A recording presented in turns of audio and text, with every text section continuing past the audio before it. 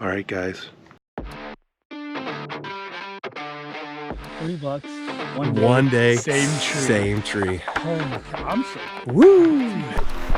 Holy shit! Get a shot of these. 2 farms this year. Number 1 is done. Did you say bye, Kevin? I did. I already did. Bye, Kevin. Bye, Kevin. Bye, Kevin. Bye, Kevin. Smoked it, buddy. Look at that. You destroyed it. Joey takes The shop is closing up. Make sure he takes all his right antlers. You can't leave it. You're hosting today, Isaac. I am the host today. All right, everybody. Welcome back to the Deer Shot Podcast. This is episode, I'm not quite sure. Well, it'll either be a bonus or 14. Or 14. Probably 14. Today is October 25th, and we are coming to you from Indiana. Yeah, public land deer camp. Where it's hot. It is. Yeah. We're outside, if you can't tell, in October. Even Yeah. though we're wearing hoodies And T-shirts. Yeah, so it's a little bit different atmosphere than we've been having our podcast, but here we are on a patio, October 25th. It's 70 degrees out Yeah. in Indiana hunting. Yeah. But this is just pretty much going to be an update of our Indiana hunt. We haven't talked about Luke's buck at all either. No, I think we'll save Luke's buck. I think we'll save Luke's buck until we get back to Ohio because we're going to have some really good weather next week in Ohio, and there's going to be a lot of deer hunting, a lot of good. I mean, there's probably some stories to tell next week, so we'll just roll Luke's into that, have some of the guys that were there. From Yeah, that, hopefully in a couple more bucks. But down next teaser, week. Luke killed a really good buck in Yes. Ohio. Oh, Yes, he Not here at all. No, not here. No, Not- not here yet. Not yet. Not yet. Not yet. So we are approximately 3 sits into it, and so far it's been hot. It's been very hot, temperature-wise. I guess we can we're here with Born again, and we're also here with Robert Yep. Kennedy. Yeah, Yep, you might from as well. Trophy Line. Yeah, you Yeah, might as well we can introduce introduce yourself. Yeah, I'm the media producer for Trophy Line, and I also have my own YouTube, Man Over Beast. So Yeah, which plug I away. checked out today. Pretty sweet YouTube channel. thanks, man. Like it. Maybe when we get back inside, we'll watch some of his videos instead of ours.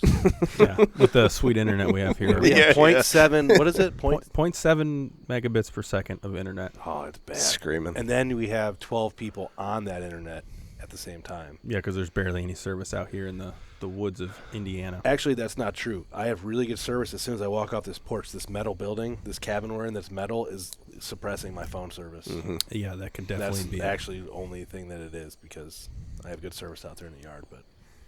But anyways, here Yeah. we are in Indiana. We're three sits in for us. I know Robert's been here a little bit longer. Hey, what day did you get in? Rolled in Saturday afternoon, didn't start hunting until Sunday. Okay.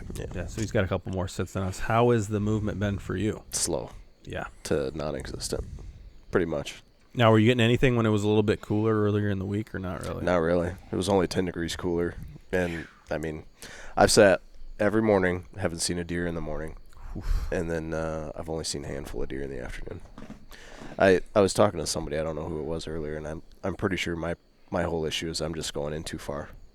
I'm just pushing back past the deer because then I'm bumping deer coming back out. I did that last year. So when we were here last year, that's kind of a lesson I learned. I was bombing in, like, you know, it had been a couple years since I'd done the public land hunt thing. Mhm. We did a couple years ago here, not this exact area, but we were very successful. And we weren't going in that deep, maybe only like 500, 600, 700 yards at the most. And then last year I was going in like a mile and a half, you know, like real deep. And I was bumping deer on the way in, and they were obviously feeding on acorns and stuff. And some of these other guys were like, man, you know. Yeah, there was some success going in deep, but there's spots where you don't really have to go in. And I had been reading up on all the fads that have been, you know, you got to get in deep, you got to get in where no one else goes. You know, all the hunters are concentrated this far from a road, so if you go this far, but I don't know if there's very many other hunters around here, to be honest with you. Yeah, we're kind of hunting in a unique area, too, because there's a mix of giant national forest land and then smaller pieces as well. So, like, some of the pieces I've been hunting have only been 200 or 300 acres. Yeah, we're on, like, some total. state forest land. There's a lot of private intertwined in that. Yeah, so it's a little bit different than normal going into a huge national forest because we're hunting this small chunk, and then we're surrounded by 5 different private pieces, so we're kind of mixed into that private area. I kind of like it, though. Yeah, I like getting into the smaller pieces because a lot of people don't think to go into those. There's not any evidence of other hunters around the spots that we've been hunting. Now, I know that the Born Again guys have run into some spots where there's been some other guys, and I know that And you had an interesting occurrence today. Yeah, I got out of the woods and had a nice little note on the truck of, what did it say? tell your group to stop shooting the little ones, 140 plus or something. I'm like, Stop what? shooting small deer. Yeah, I'm like, I don't know how they know I'm part of a group or not either. So you really don't know what that? No idea. You honestly don't know what that was. No, zero idea. So there's who that was. there was no inside joke with anyone. On that? No. Yeah, so it's either someone thinks you're a part of another group or someone's really watching us. I've already solved it. What? It's latitude. No, it's got. I texted Joey and they're not here. Oh, really? But Alex was. Dude, I sent him. He told me he's coming down here 2 days ago. I sent him the picture and he said he has no idea. Yeah, He has might no not idea. know, though. But like, I'm telling you, this latitude is messing with you. Very cool. Very well. I'm could telling be. you, it's got to be latitude mess. Because how would they know that we're shooting small bucks? We actually are not shooting small bucks. We haven't shot. We any haven't bucks. shot nothing. Yeah. We have passed some small bucks and caught some heat from it from the other group, and they're having a lot of fun. They're out tracking a buck now. I'm not saying that they're shooting small bucks, but they might be shooting small bucks. But someone obviously knows that. Like someone that knows what's going on here had to write that note. I would think so. I mean, Yeah, and no one. It's very strange. Unless it was like a local that was there. Well, While you guys are tracking. so that same deer piece. you guys shot the other day. Well, they did shoot. Let's preface this. They actually did shoot a really good buck. So Yeah. So Yep. Born Again shot a 140 class 9-point the first day. Like they have a really good buck down in Yep. camp already.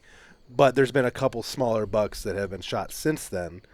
And then this note, Yeah. showed up. But does your truck have any like lettering or writing or anything on it? It just a Michigan license plate, and that's probably why they were Yeah, saying so it that. wouldn't be latitude because they wouldn't know that. I don't know. If They would know. know. They would know if he was here. A guy from Michigan. Yeah, because I saw Alex at the gas station. Yeah, I mean they're yeah. direct competition with each other. Yeah, that's true. It's gonna be a Latitude, we're on to you. I'm new to saddle it. company competition. I love everybody, man. No, I mean it makes it fun. It's actually fun that it would be funny if they're the ones that put it. It out would there. be pretty funny. Yeah.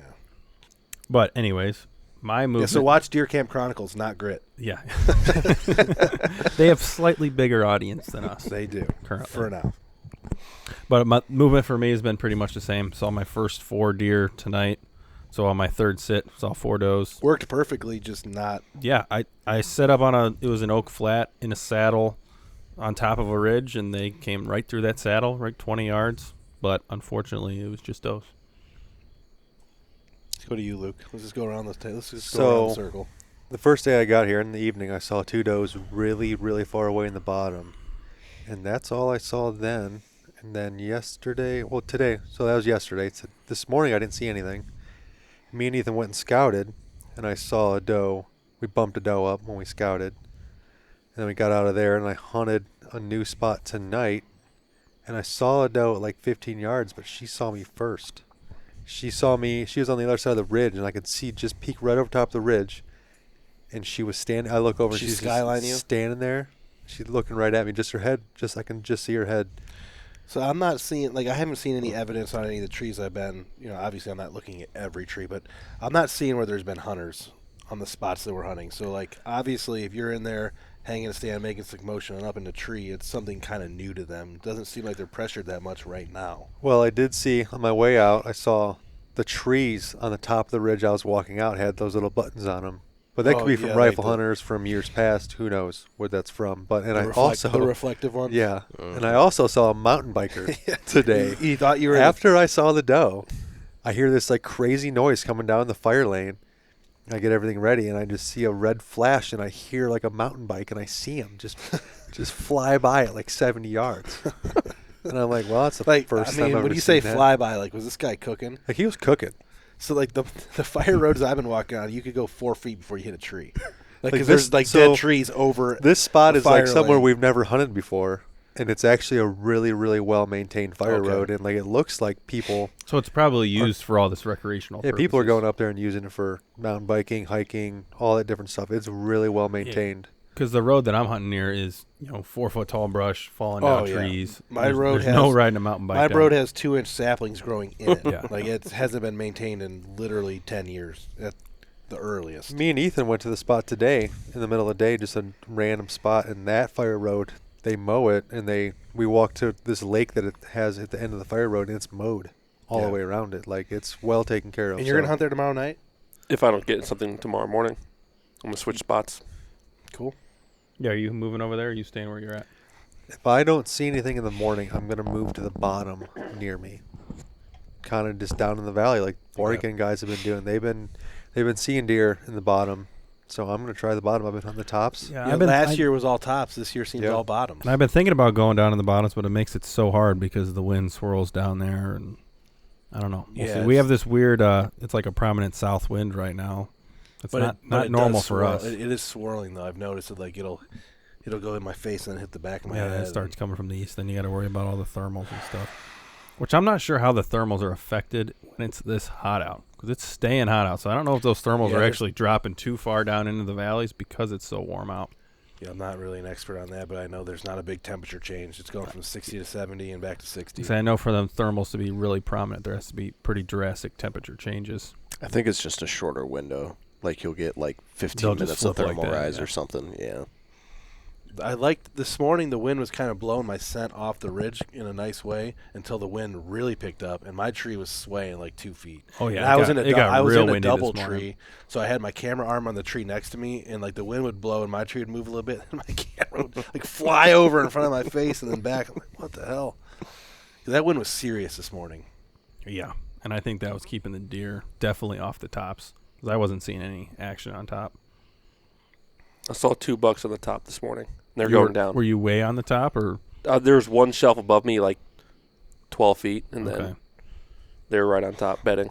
Yeah, because where I'm hunting, it's several hundred feet down to the bottoms, and we're way up top. Yeah, I had a buck on top this morning, but I still haven't figured out what that deer was doing. He kind of acted like he was chasing something, not spooked, because his tail never went up and he wasn't blowing. But he came running in full speed, stopped directly below my tree, looked around. He like scanned the bottom, and then walked off kind of briskly, still scanning.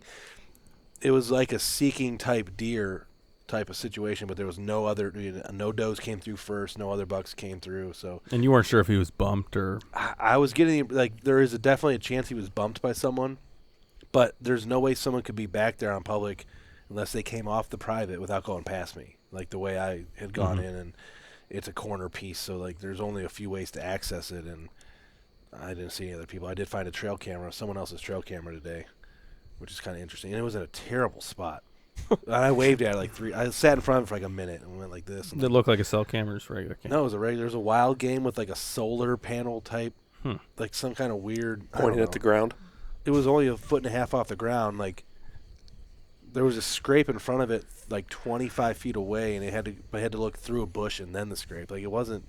It is very strange. It's a little bit strange here, the lack of hunting pressure per se. Maybe not even on the public, but on the private. Like we're not seeing anybody driving. We're not seeing any trucks parked on private. Yeah, back home on a Tuesday night, if you drive down a country road, there's going to be pickup trucks in every field pull off on private land, and there's none of that here. Yeah, it's very strange. It seems like the woods they're just barren. There's nobody there.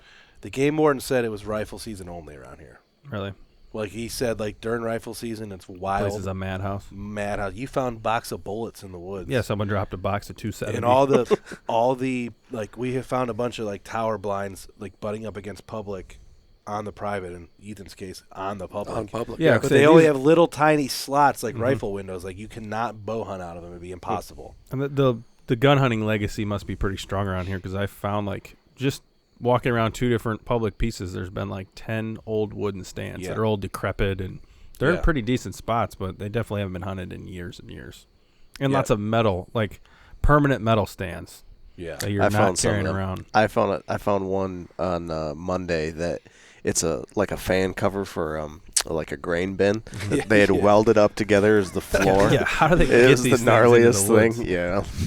Like you can buy a tree stand for $60. You know what I mean? Like that thing would be $100 at a scrapyard. Yep. Like, why are you using that thing? Yeah, so something tells me those things have been here for 30 years. Mm-hmm. And we're not going to give away our exact location, obviously, by any means. Indiana's a big state, but me and Isaac, as we're driving around these back roads and these gravel roads, like we're looking at all the houses and the driveways. Half of them are gated up, so the driveway has a gate across it that's locked, which tells me no one's living there. Yeah, so that's a camp or a cottage, some sort of seasonal housing. Seasonal, like that's someone's getaway, or it's grandpa's cottage, or maybe it's a deer camp. But they're pretty nice for deer camps. You know what I mean? Like they're like old houses. Some of them got like a woman's touch to them. If you look up there, like there's like stuff, but they're not being. No one's obviously living there because they're gated. Yeah, it almost seems like they're like old houses. And then there's hillbillies. Like we've seen the hillbillies. Our kind of just people. call our kind of people. Call it as it is. Like you drive by and there's 47 campers and a pig and a rusted out car. Like it's, So they're living here all year there. round. And then there's a ton of abandoned farmhouses. Like there's huge farmsteads with barns, and you can still see tractors and trucks. But like you look at the farmhouse, vines, and like there's no one living in the actual farmhouse. So they're still using the barns, but nobody's living there. And then there's spots like we're sitting now. Like you drive by and there's like a $600,000 pole barn with 3 garage bays, manicured driveway, and a gate. So like Fancy Airbnbs. or something like Some rich sort of guys rental. hang out. So it's I wonder what the actual population is around here because it's not very high. It's a very- lower than very home interesting for sure. place. Definitely lower than home. And there's no traffic on the roads. Yeah, I It's a hunted gravel next- road we're on, but like nobody's driving down these things. I hunted within earshot of the road the first night, and I heard one car besides you coming to pick me up. There was one car in like a 4-hour span Yeah, that went that's down pretty the road. crazy. That's something we are not used to. Yeah, so that's kind of cool. But Now, if the deer would just cooperate, we'd be on to something. so this is the 3rd year in a row that we've come to Indiana hunting public land and had temperatures like 70, 80 plus. It happened in 2020. It happened in last year, 2022, and then this year, 2023. It's been. And we didn't come in 2021? We did not come in 2021. But we came in 2020, a different section of public, and it was 70s and 80s again. Like But hot. the first But we year, were in November that year. It was the second week in November that year. Yeah, because we left opening day of gun season, I Yeah. remember. And then the last year we came a week earlier. So last year was like 10/22 through 10/27 or something. Maybe even earlier than that, like 10/20 through And 10/25. it was the same way. We had the cold days were right before we got here. So we come here, we find all this sign, trail camera pictures, all this, and then it heats up and all the movement slows down. Yeah, like the nighttime movement. Now, Born Again was in some deer tonight, they said. And you obviously saw your 4 does tonight. But the evening movement's just stagnant right now. Stagnant. And it's pretty much to be expected because it was almost 80 degrees when we were hanging our stands. I'm kind of excited for the morning. I have a spot that I ran trail camera since September and 4 different mature bucks. And I had a buck the day before we came on some does. I'm a seriously mature buck. There's moving been about some 7:40 in the morning. some So decent there's- bucks down in that. There's bottom. been some decent bucks in this bottom that I'm going to go hunt tomorrow morning. I hunted it in the evening the first night we got here just to get down there, pull the camera, hunt, come back. Are you going to put your stand in the same spot you were in? No, I'm going to go closer to my camera. So I was like 100 yards from where my camera was. But you have And I'm going to go in directly to where my camera was, where there was mock scrape, a couple other scrapes. There was a lot of morning activity from does on the camera the week leading up to, and then a couple bucks started coming in the morning. So, I mean, I know deer moving there. Like I said, 3 or 4 mature shooter class deer. One was But at the least first you have one a- that showed up there was, and it's been a month since this buck has been back, but there was a 150 class 10 point with bark all over his antlers that came Tearing through it and up. it hit my scrape and continued down the ridge. So there is obviously some deer in that area that are worth spending some time on, but I haven't been back to hunt it since we got here. I hunted the first morning, did not hunt it at all today. I'm going to go back in there tomorrow morning. And at least you have a pretty good idea where you're going because I'm Yeah. going in blind in the dark with my stand. Are you taking your stand or not? Yeah, I'm going to take it, I think. You thought about just ground and pound, but But then if I find a decent spot, I'm going to want to hunt that again, so I might as well take the stand with me. And if everybody they watch our videos and know us, that we're not exactly mobile hunters. We Yeah, go we on do about one or two a one or year. 2 trips a year. So these trips are always a little bit of a challenge for us. yeah, I'm just not very efficient. Yeah. Well, you work for a saddle company, so you're probably pretty decent at These are both the saddle guys. Ethan's using a saddle too. New to it, though. I'm very new to it. You're probably pretty good at setting up, tearing down, Oh, doing yeah. it nice and quick. Yeah. We're not. We So we how hunt many it. sticks do you carry? 3 with an 8er on the bottom. So how high do you typically get? 12 to 15. Okay, that's about where I'm at too. Okay. There's a lot. So I've noticed around here, like, I mean, you could find there's obviously plenty of straight old trees that you could get 25 feet if you Yeah. wanted to, but like, why would you need to? Yeah.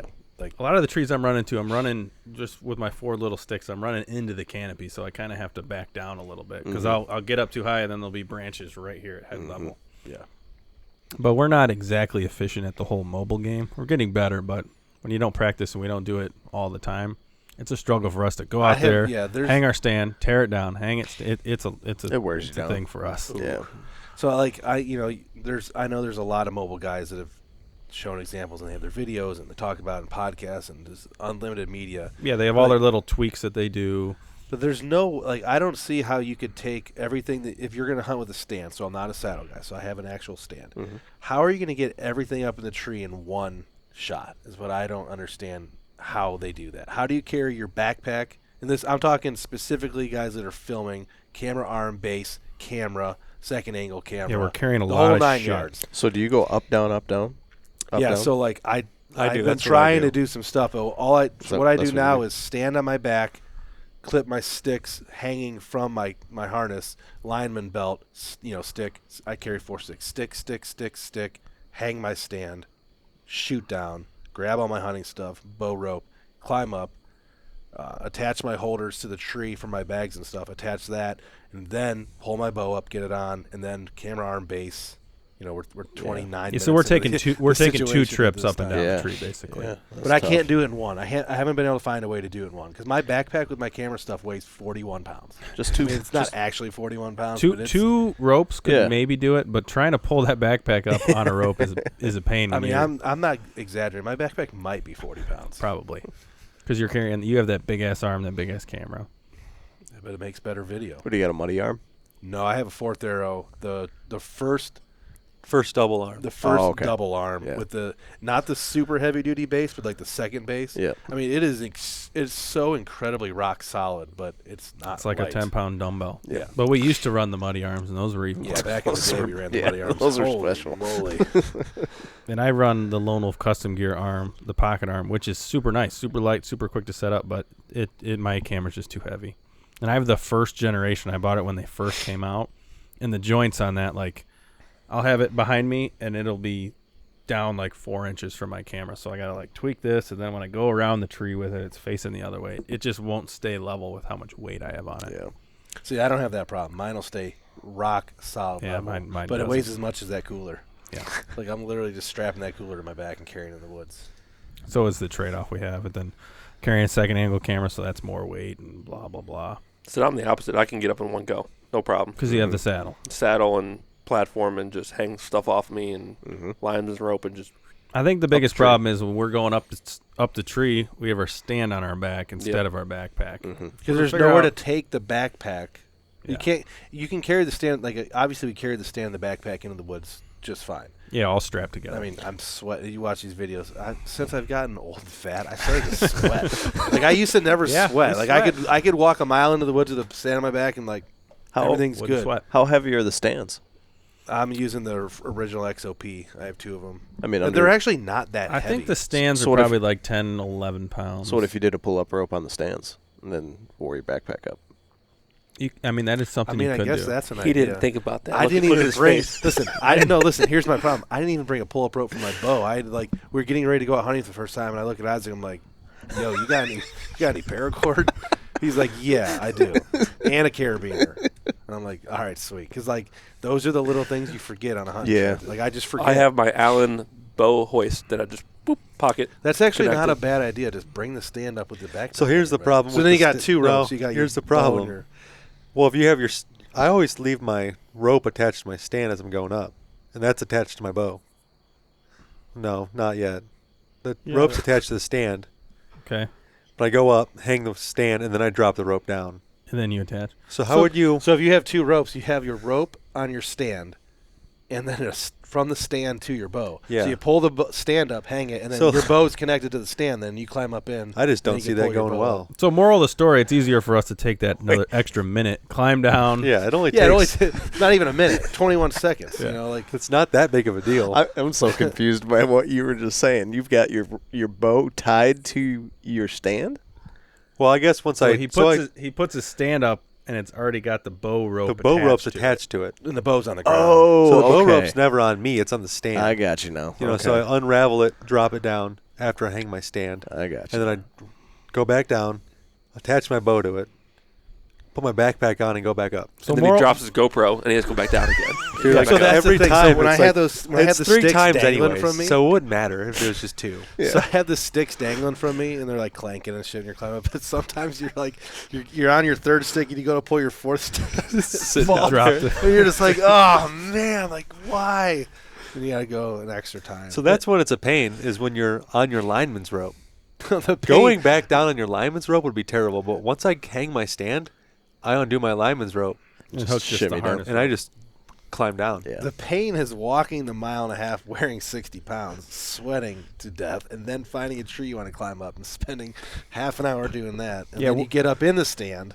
Basically, we're just and a it's horrible. super light out already. We're a horrible example for mobile deer hunting because we're living in like 2008. Not really though, because like most mobile hunters don't carry all that camera gear with That's them, true. too. That's true. The camera, I wouldn't even need a backpack. If I had a I've camera probably gear. got No. 25, 30 pounds. It'll worth of be camera. on So our like what chest THB harnesses. does with like the vest type thing that they're wearing, Mhm. I wouldn't. If I didn't have a camera gear, I would not need a backpack. There's nothing in that backpack but all my camera Yeah. shit. I would never use one, and it'd be like quick. Yep. Yeah, but- because we don't carry snacks, we don't carry water. But No, I'm I just don't bring. carrying my I don't camera bring gear. any That's all I'm food, carrying. water, none of that crap comes with me when I'm out. I carry water. If I remember, I do.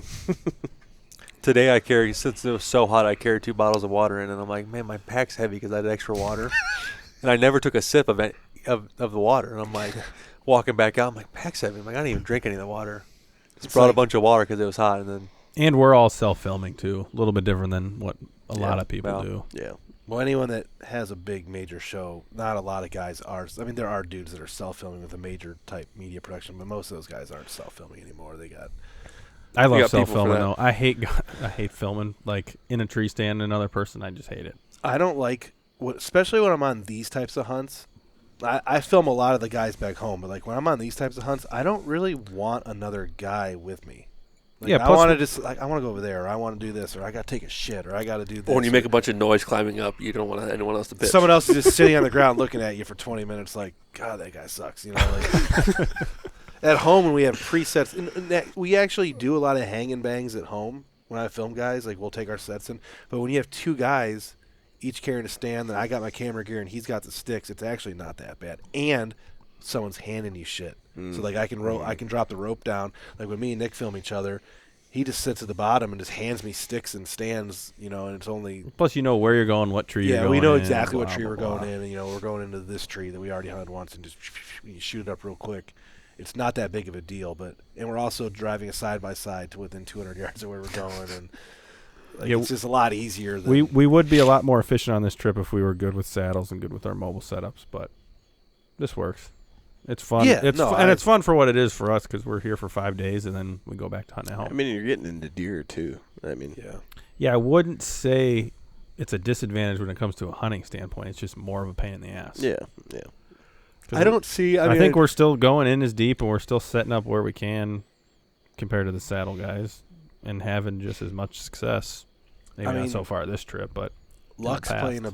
I don't want to say luck's playing a huge factor, but like for example, Born Again's out tracking deer right now.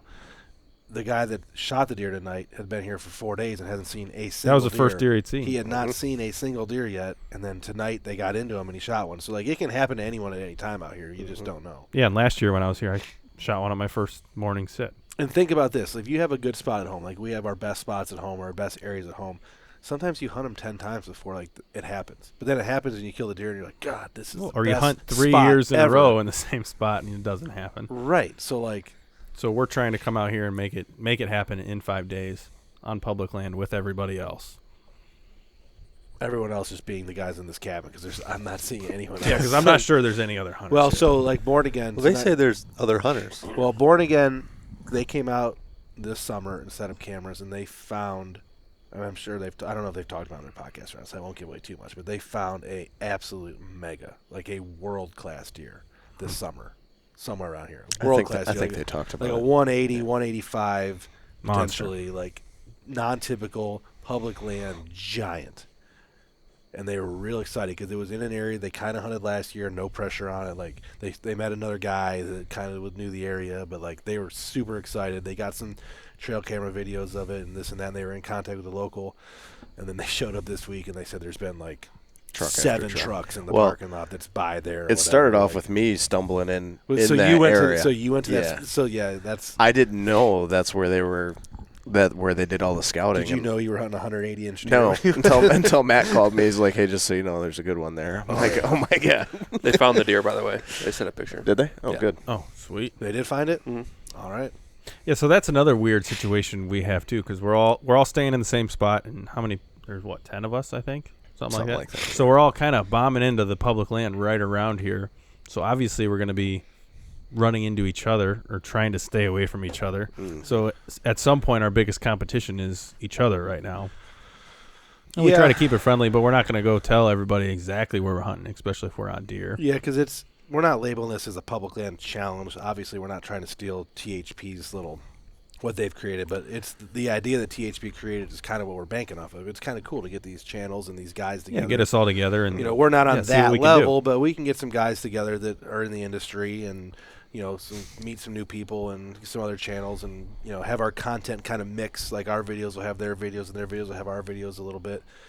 But it's funny because I kind of know where they're hunting, but I don't really know any of the spots they're hunting. And they kind of know where we're hunting, but they don't really know where we're hunting. Well, I did show Matt where you shot your buck. Me and Ethan definitely just tell them exactly where we're going. I don't make sure they're not there. And since That's what I they started came doing, too. out earlier and you guys were out here 3 days before us, I did send Matt hey, there's only 3 spots where I did some serious scouting and left a bunch of cameras. If you could kind of let them know that we're going to be in those areas so that we don't go to hunt opening morning and run right into our cabin.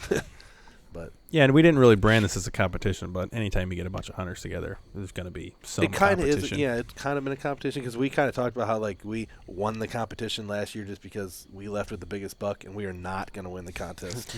No. Unless something crazy happens in the next Definitely 2 not days. going to happen. There's no way anyone's killing a bigger buck than Kevin. So they're here. You never know. I mean, we have them on show camera, but that doesn't mean anything. Yeah, I don't think. The conditions are fighting us right now hard. Yeah. And we've, like I said, we talked about it. We've talked about it a couple times in this podcast. We've come 3 different time periods down here in the last 3 trips, and every time's been hot. Yeah, 3rd week of October, unlucky. 4th week of October, 2nd week of November, all hot. So it'd be nice to see what this place would look like with good weather conditions. I'd be excited if it Probably was pretty awesome. 40s and 50s right now down here. I think we'd be on a lot of deer. Yeah, because this evening I saw 4 does feed on acorns, just moseying around. No evidence of any buck chasing. No evidence of anything like that. But the trail cameras that I had left down here when we checked them, on days that they have the temperature stamp on there. On the days that it was cold, 40-degree mornings, 50-degree mornings, evenings, there was a lot of near daylight or daylight activity and some mature bucks smoking scrapes. 9 o'clock in the morning on a 40-degree morning, but we have 65-degree mornings right now, so it's. I mean, I know the bucks. Everyone's good. The hardcore hunters are going to say, "Oh, them deer are in the woods and they're still moving and they're doing this, they're doing that," and that is true. But it changes things when they're not moving far because they're not excited because they're just, I can get up whenever. Mm-hmm. So what I've seen happen the last couple of years when it goes from cold to hot is they almost bachelor right back up or do what they were doing at the end of summer, and I don't know any of this area over here. I don't know where they were 2 months ago or a month and a half ago. Yeah, I'd imagine or I would attack they would that be spot. in ag somewhere, most likely. And So the ag doesn't really exist on public in too many places. We can border it, but the wind's not good to actually get to the border where you can see in and et cetera, et cetera. So And then trying to hunt on a border sucks because you shoot a deer, it runs on a private, and then you got to deal with that whole headache. yeah. was your deer last year with another buck? No, he's by himself. He was by himself. For some reason, I thought he was with another buck. Last year was the first morning we were here. It was late in the morning. I think it was 9:30, something like that. But it was cold that morning. I was freezing. We were freezing. I was getting ready to get out of the stand, and I just looked behind me, and I just see him just moseying down the trail. And he went up to this scrape and kind of did a little something, and then literally did a beeline straight to my tree. And I shot him at 5 yards right to the shoulder. Nice. And then he ran over the hill and watched him roll. So it was, it was nice watching him go down. I'll never forget. You said that he died and was laying there for 10 minutes, and then got a little bit of a second wind and started to flop almost. Well, 10 minutes later. So he went down, he crashed hard, and he rolled with his legs up in the air, and then he started doing that running, where they're running, but he's on his back, so his legs are running, and he did that for 5 straight minutes. Really? Yeah, it was bizarre. And he was dead. He was super dead. Yeah, I shot him a little bit quartering 2 at 5 yards, so steep angle, went right through that front shoulder blade and buried in the offside ribs basically, and he went 40 yards straight downhill. Yeah, that was awesome. Yeah, that was That was awesome. the last awesome thing we've had here. Well, hopefully. Well, before we wrap it up, I guess we can go around the room and see. how about predictions and expectations for the rest of this trip, so we can look back on them and Laugh at ourselves. yeah. We'll I'll start with you. You haven't Yeah, even so really what do told you- much what of do your you stories think? yet, Ethan. I think tomorrow morning will be a good sit. I saw 2 very small deer today. It's 2 small bucks, but there's a potential of a bigger deer living in there. If I don't see anything, I'm going to tear down and then go to another piece of public that me and Luke scouted today. We found some scrapes on some knobs. And I think, hopefully I can get in something, obviously, but we'll see. So what are your What's your predictions? confidence level? Tomorrow, 6 out of 10. If nothing happens, 3 out of 10. Tomorrow's Thursday, right? Yeah, Yeah. I think so. I think technically tomorrow's gonna be our best weather day, maybe. I'm actually kind of excited. There's rain, so Overcast. there's rain coming in like Friday, Saturday, Sunday. Sunday's toast for what it looks like. So we might be leaving a day early or leaving like Sunday morning, not doing any hunting type of thing. But with this rain coming in Friday and Saturday, I think it might change things up a little bit because it's been, from what I understand, pretty dry up here, like very, very dry. So if we get a little bit of rain, like Friday morning early, and then like Friday night, the deer could be opening up some scrapes, and some of that stuff might come back into play. Saturday morning might come back into Yeah, and if play. it gets a little bit cooler, a little bit moist, that the scent trails start opening Yeah. up more. Yep. The bucks will start hitting the scrapes again. Because we learned from actually Ben Freeman from the deer tracker that a lot of the scent doesn't get dispersed until there's a little bit of moisture in the air and moisture on the ground. Yeah, so like there's a big myth that you go in and check cameras and do all your property work when it's raining. A little bit of rain will actually extrapolate your scent. Yeah. So the like, best time to do it is but actually when it's super if it dry. actually pours, then it will wash away your Mhm. scent completely. But a little bit of rain actually just moves your scent out a little bit, so it's easier for deer to follow it. So maybe according to a dog tracker. So if we get a little bit of moisture, maybe they'll start opening these scrapes up and give us a little. all right, bit more. Bobby Kennedy. Well, I'm leaving in the morning. So So you're not hunting anything. my prediction is I think one of you guys will get something. Well, it was nice to meet you then. Yeah, you too. Yeah, Very we'll nice. have to share a camp again sometime. Oh, yeah, for sure. I hope Latitude's mean note on your on your car didn't hurt too bad. I'm convinced it had to. I mean, I chuckled when I saw think it was a local. so how would he know you were from? I guess if you're from Michigan. Well, that's you what I was know going to the say was camp, like, I hunted that spot 2 mornings ago, and I ran into a couple guys back there that were tracking a buck, and they said they were local. So I kind of Okay. almost wonder if it was thought them you were or them. somebody that knows them just kind of messing came with back. you, kinda Just like, yeah, the note didn't seem harmful. Like No. it seemed like No. tongue in cheek. Yeah. Like, oh, stop coming here and shooting small bucks Yep. type of thing. But you gotta keep that for sure. Oh, it's in the Yeah, truck. Yeah, that's cool. Stuff like that's cool.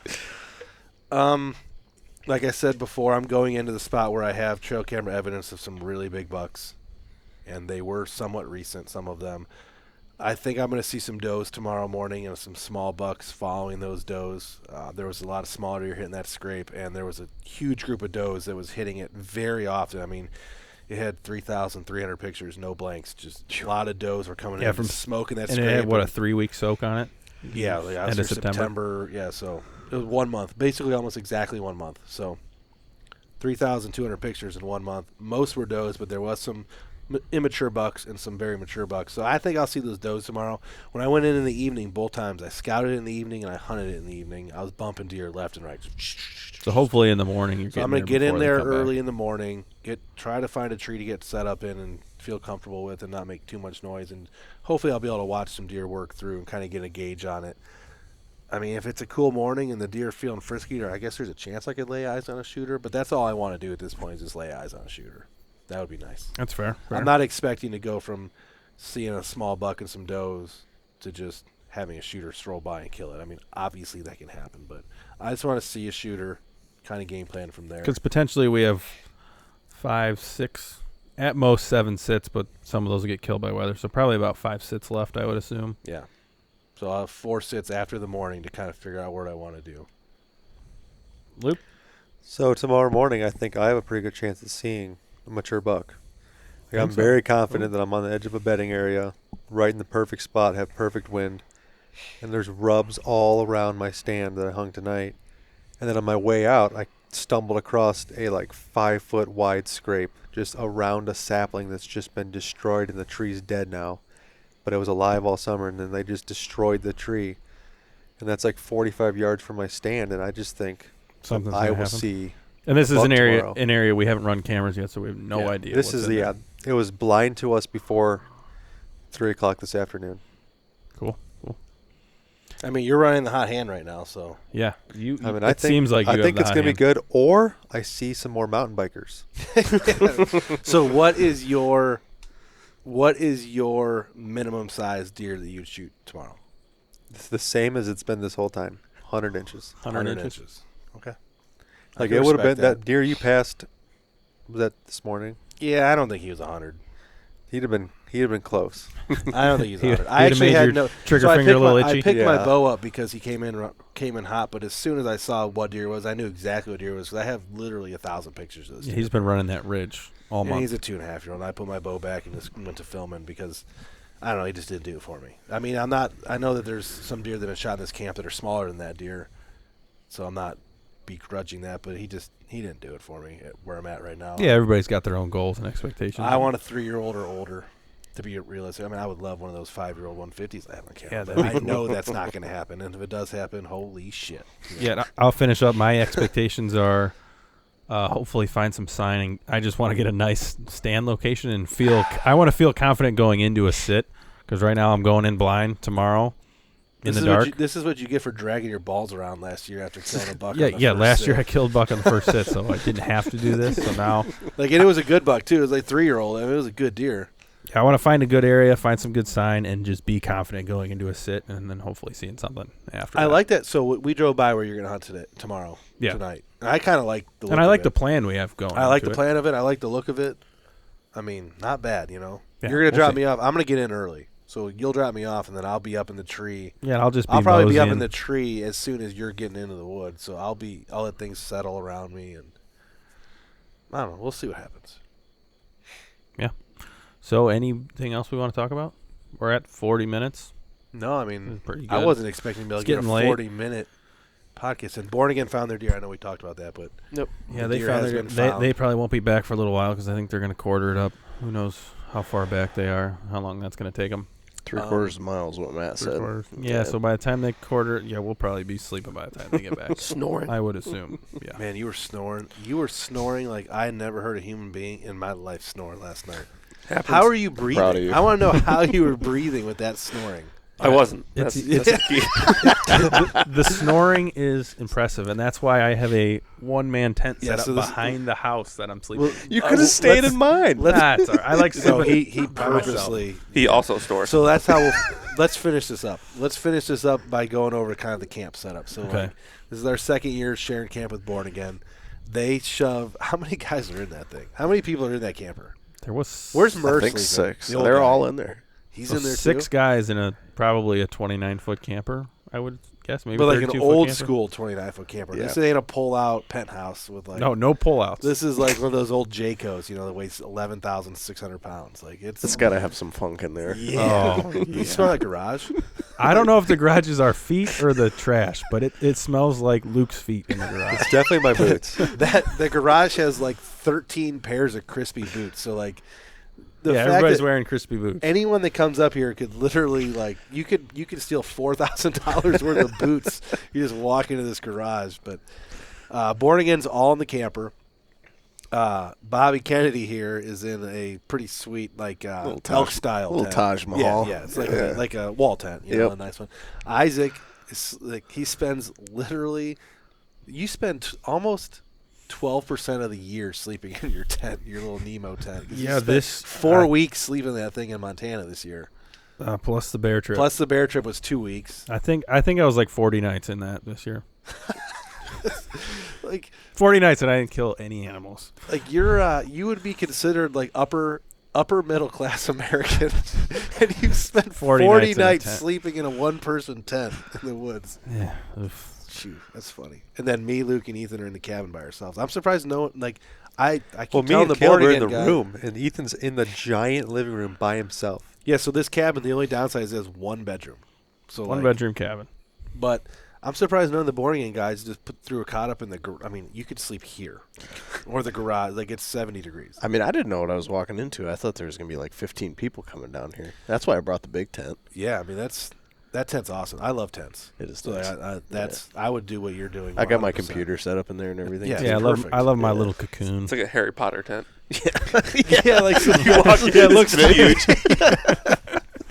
Like, whoa, there's 2 stories. Like, I heard them talking about, so we listened to their podcast when we were coming down that they had already recorded it out. And they're talking about how, like, it's got 2 stories. You go to your tent, it's like penthouse. But, yeah, that's pretty cool. Yeah. But, yeah. All right, we're going to wrap this thing up. Hopefully we bring another episode later in the week with some more deer news. Yeah, and if not, we'll podcast at home. If Yep. we don't get anything, if we don't have anything worth podcasting here, we'll do a wrap up at home, and we're gonna make a video. We got plenty of footage for a video. I mean, it's not gonna be, our first 3 videos we got lucky with our first 4 episodes. A lot of good deer action, a kill, some out of state stuff. But so this will be episode 5 of the Deer Camp Chronicles, and there's plenty of deer footage. We'll see how we finish this thing out, and it might just be another cooking video again with some drone shots. That's what we do. Some does walking through the woods, but It All works. right. Yep, that's going to be it. Thanks for listening. This is the Deer Shot Podcast. We are out. out.